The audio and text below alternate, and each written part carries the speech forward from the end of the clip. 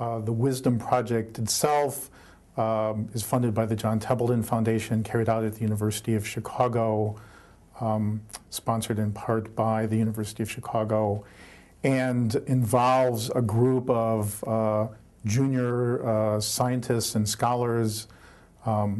We've selected out of 600 initial applications, over 600 initial applications, we've selected 23 projects that have been funded and are going forward to try to understand what wisdom is, how to define it, and how to measure it. Sure, I'd like to introduce my colleague and co-director for the Defining Wisdom Project, John Cacioppo.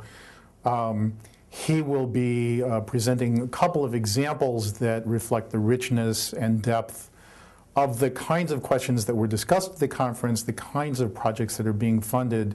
They span a broad range of different kinds of issues, dealing with whether or not wisdom is specific to an individual or an individual's life experiences, or something that develops out of community or group or from the situation. So after John is finished presenting some of these examples, I'll give you a sense of what the next steps are for the Wisdom Research Project. What we're not trying to achieve is agreement or a simple definition. In fact, although the RFA was called Defining Wisdom, we don't expect to have defined wisdom by the end. It's really toward defining and understanding wisdom. So the connections that have been made at this meeting are manifold. I'll just give you one example of the kind of connections we're starting to see. People have thought about wisdom typically as an individual characteristic. It's one of the virtues. You have a wise person. You accrue it through life experience. The elderly are more likely to possess it because of all they've been through, and looking back over that lifetime, they can put things in broader context. They have the foresight. Sumerians had two-party government: the warriors who had to fight the wars, and the elders who knew the cost of fighting those wars. They brought the wisdom to the decision making, right? Many of the talks today looked at wisdom as a feature of the entity, the society, the community, the group. One talk, for instance, was about how situations can be posed, how decisions might be posed in a way that produce wiser decisions on the part of the individuals. Well, the individuals are no wiser. It's really the way in which the situation was constructed that the decisions made by those individuals are wiser. That's one way to see wisdom at multiple levels of organization. It exists in the individuals to more or less extent. It exists in the situation itself to more or less extent. And we can think about how can we design institutions, situations, societies, educational mechanisms so that we promote wise decisions in more or less wise individuals. So here's our thinking. We call our study All the Wiser because we think that wisdom is not necessarily in the one, like a one person, but is found in all across the system. So democratic governments are basically based on that principle that a lot of foolish individuals are not completely or singularly wise individuals. If you aggregate their decisions, you end up with a wiser overall form of leadership and government. Now, what Scalia is claiming to be true of his style of reasoning is that it's an example of the focus of my talk, which is explicit principled reasoning, by which I mean deriving one's judgments from general principles which one can articulate and whose influence one is aware of.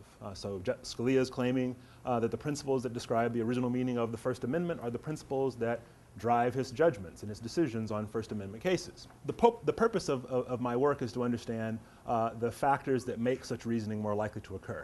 A third individual talked about the tension between those two levels. So I just suggested that those individuals, when you aggregate, you get wiser behavior. This is a medical doctor who talked about the wisdom of the physician in times of financial duress on hospitals, continuing to resist the hospital's attempt to get the patient out before it's good for their welfare, right? So that's a wise physician at an individual level, trying to do what's best for the patient care, opposing the forces of institutional demands. The institution isn't necessarily nefarious. The institution may also be acting wise in that if they go bankrupt, they will no longer be able to support the physician who's trying to provide care to the patient. Maybe not all patients, but at least most of those patients. That's better than none, which is the alternative if the hospital doesn't exist at all. And so you have actually wisdom at both of those levels in opposition. And so this, again, it illustrates the complexity of the problem, that there isn't going to be a singular or uniform conception of wisdom. It exists at different levels. Those levels can be synergistic. We have to understand the context in which they are transformed into a wiser decision or a wiser behavior at this aggregate level. I also agree with the likes of Alistair McIntyre and his notion of the idea of a moral practice, but also a moral community that is the group of people that practices these internal goods that are at stake. And he also very artfully writes about, as those of you who know his work, how the internal goods for a practice to be moral have to be realized, and then the virtues are necessary as means to accomplish those ends.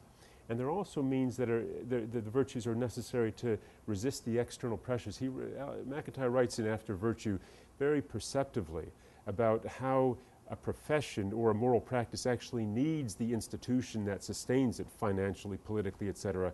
And yet there's a constant tension between the two because the politics and the money needs so easily overwhelm the moral practice that needs to be sustained. And especially right now, given the economic downturn, hospitals everywhere are greatly struggling with this, and there are clinicians who have been willing to lose their jobs because they say, no, our mission cannot do what you're asking us to do. So either I stay and do what I believe I'm here to do, or something else has to happen and I may have to leave. So trying to manage that so it's the optimal balance itself will be an exercise in the pursuit of wisdom. Well, as you can see, there's a broad range of topics that are being discussed, and these are rich and deep, and will provide the foundation for a whole new field of wisdom science. The next steps are ultimately we will have another conference in a year where people will again share the developments in their research, and this will lead to a book ultimately that will integrate across the different projects, allowing us to present a unified foundation for a new wisdom science. The disparity of perspectives, methods, and definitions that will arise from that are even currently being displayed on our website. So if you go to wisdomresearch.org, you can see some of the ongoing reports, blogs, and a discussion about wisdom that is taking place even in between the conferences.